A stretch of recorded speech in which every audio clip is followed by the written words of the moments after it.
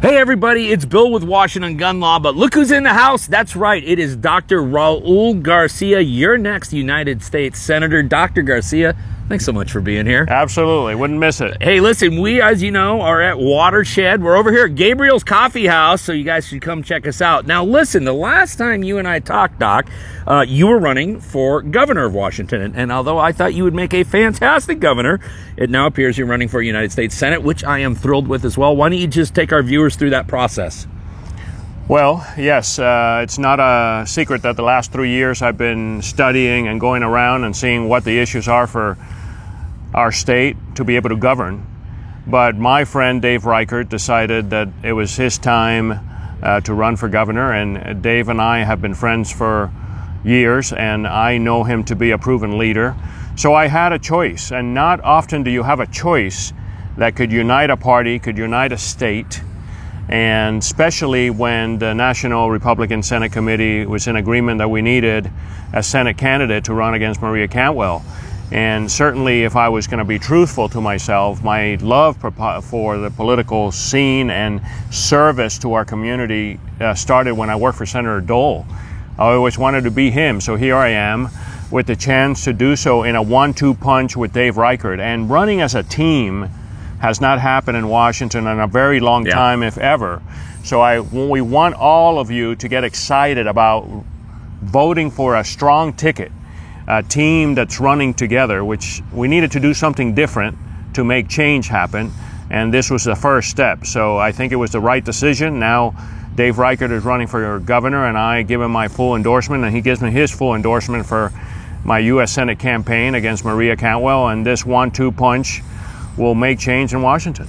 Yeah, and so listen, on behalf of obviously Dr. Garcia, who's put out his enthusiastic endorsement of Reichert for governor, obviously Washington Gun Law is going to do exactly the same, as we're going to put out our as strong as it comes endorsement for Dr. Raul Garcia for United States Senate. Let's talk about this woman you're running against. You know, she's been in the United States Senate, I think, now for over 20 years. I can't think of a single thing she's really done at all. Why don't you tell us a little bit about why Washington State needs change in leadership there? Well, I think that when you are in government for so long, and Senator Cantwell started in 1986 when the fax machine came out, right? So if you could think back that we didn't have cell phones, we had pagers, and we had Walkmans back then. And so she's been entrenched in government for so long, and when you are entrenched in government for so long, you start believing that you could live off the people.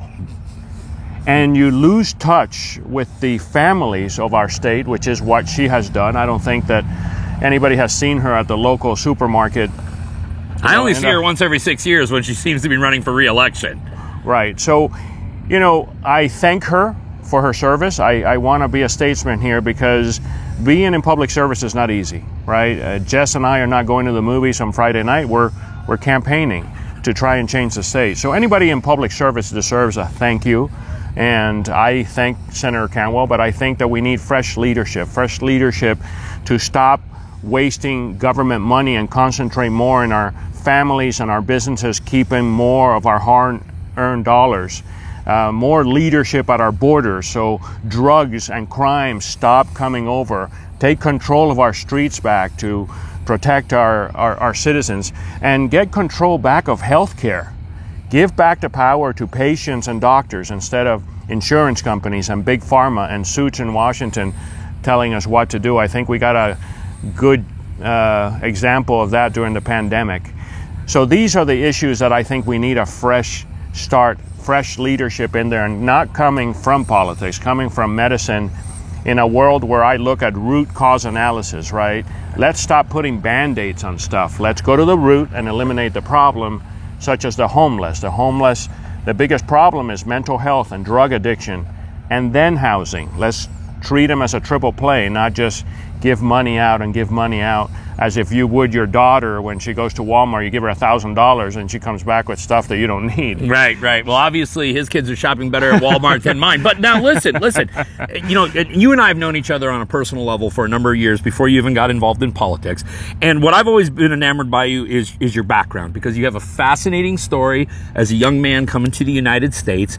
And you have, between that and your medical experience, primarily running an ER in Yakima, Washington, which I can only imagine what's going through there. You've spent your life in the trenches here, okay, which is something that I think your opponent really has not had the opportunity to do. She doesn't have that, as they like to put it, lived experience. Why don't you tell the viewers about, you know, some of what made Raul Garcia who he is and how that's going to translate to great leadership in D.C.? Well, I've had the first-hand experience to what one-party government is, right? I was born in Cuba, and that is all we had, right? The government had control of everything. Came to my grandfather's farm and said, hey, we're going to take it over because we have more resources than you do, so it's no longer your farm, it's ours. Came to my mother and said, if you don't join the Communist Party, we're going to take your teaching license away. So they did, because she wouldn't join the Communist Party. And that is, when you are in an absurd ideology and you keep only listening to your own echo chamber, you become more and more radical. And this is what's happened in Washington State. They become more and more radical. And we are in a place where right is wrong and wrong is right. And people are looking at each other and say, it doesn't matter what political alliance you're with. It's just wrong to live this way. So coming from Cuba, I want to work every day for that to change here. When I was in 4th grade, they asked me to put my head down and ask God for candy, for example. And this is the brainwashing that goes on. And no candy came out when we raised our heads. So then they said, okay, put your heads down and ask Fidel Castro for candy. And candy appeared on every desk. And the teacher said, this is so you understand that the only God is your government. And I could tell you that forever in my life, I will, with every ounce of me, I will fight against that absurd ideology. So coming from that and having the luck of becoming a doctor, right? It was one of my lifelong dreams to do so and give back to the community for a country that has done a lot for me. But the emergency department is a microcosm of what's happening in our communities. Right. We see the drug and the crime coming over the border because of lack of discipline and leadership at our borders. And I see it every day. Every day we get 3 or 4 overdoses of fentanyl, and some of them unfortunately leave in body bags because we can't get to them in time. That shouldn't be the case. We have a major problem, and I know that my opponent started a fentanyl roundtable. Yeah, but what is she doing with this fentanyl roundtable? I mean, I see so much lip service, just like I see everyone in the Seattle City Council. Oh, we got this new commission on homelessness. And then, you know, they talk and they talk and they talk and we don't see any results. So what's she doing with this fentanyl roundtable? And that's the difference, right? Yeah. What I'd like to offer Washington State are solutions. Oh, that'd be good. Right? A government who listens and creates solutions to the problems, not lets them get bigger and bigger and bigger. I have actually been on a congressional task force for fentanyl for quite a while now, been talking about this as a huge problem, because the problem is that this fentanyl that's coming over our borders is not calibrated. So these people in labs don't say, oh, this pill is 25 micrograms, this one passes the test. They put whatever they want in those pills, and those pills could be 2 milligrams, which will kill you immediately. And that's why so many of our youth has died out of one single pill that they have taken for this. This is a serious problem, and we need to get it off the street. This is very different from the fentanyl that we prescribe as doctors for patients that need it. That is calibrated, that is controlled. The fentanyl that we have in our streets has to end, and this open-ended deadly drug use has to end. This is not compassionate government. Compassionate government is getting these individuals out of the street and into a place where they rehab, they get mental health help, and they get work programs where they could become productive members of the community again and go back to their families. So that's the ultimate goal, to get these individuals out of this circle that they're living in. And somehow our government is okay with it. Well, I'm not okay with it. I think we need to get this problem and resolve it. Let me ask you this. Approximately how many people do you think in the United States die every day from a fentanyl overdose? Oh, I would have to look at the numbers, but it's pretty high. I mean, hundreds each day? Oh, yeah. Oh, okay. Yeah, thousands. Thousands each day. Now, here's the hypothetical. And all of this is coming across our southern border. Okay. Right. If we had something that was coming across our southern border, let's say just, foreign army coming across our southern border every day and killing 1,000 Americans per day, we would go stop it. We would actually be at war with that, wouldn't we? Right. Okay. Why do we see so much inaction, both in D.C. and in Olympia on this issue? It's mind-boggling. It's mind-boggling because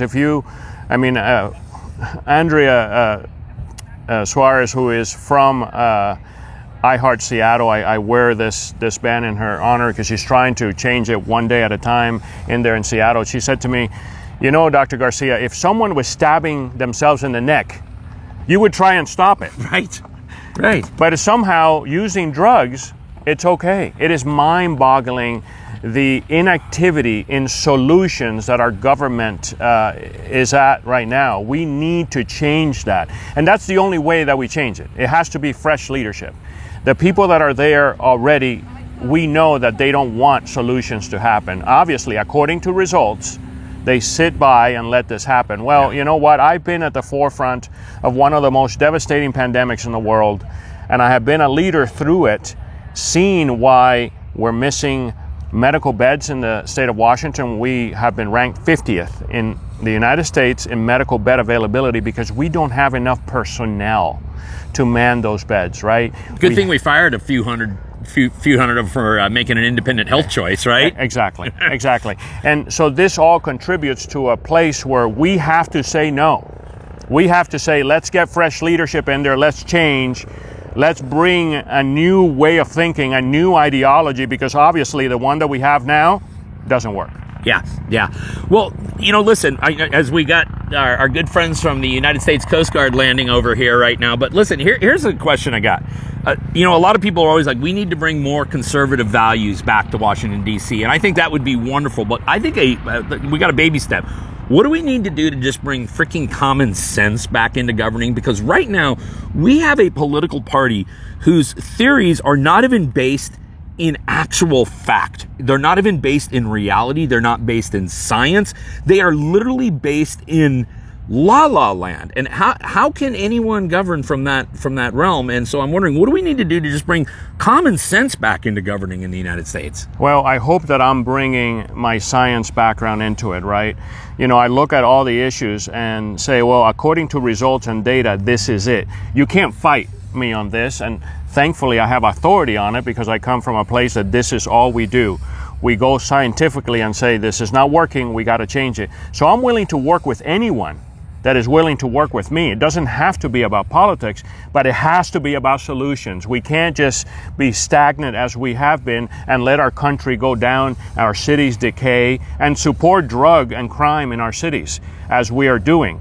This is not responsible, this is not discipline, and this is not leadership, really.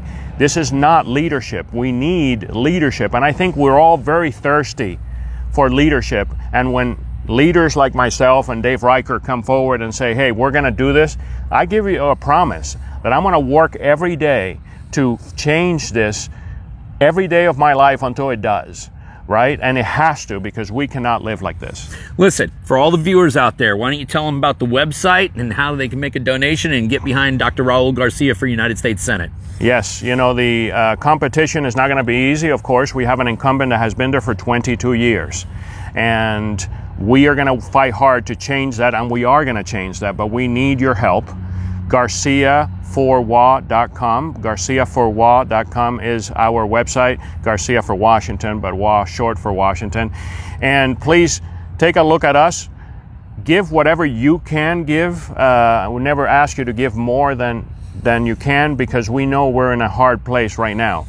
But please invest in this movement. This is what I ask you, to invest not only in myself, but invest in this movement that you want to feel a part of it. I will be there to represent you, and I want you to always feel that I'm there to represent you. Listen, he is Dr. Raul Garcia. He will be your next United States Senator.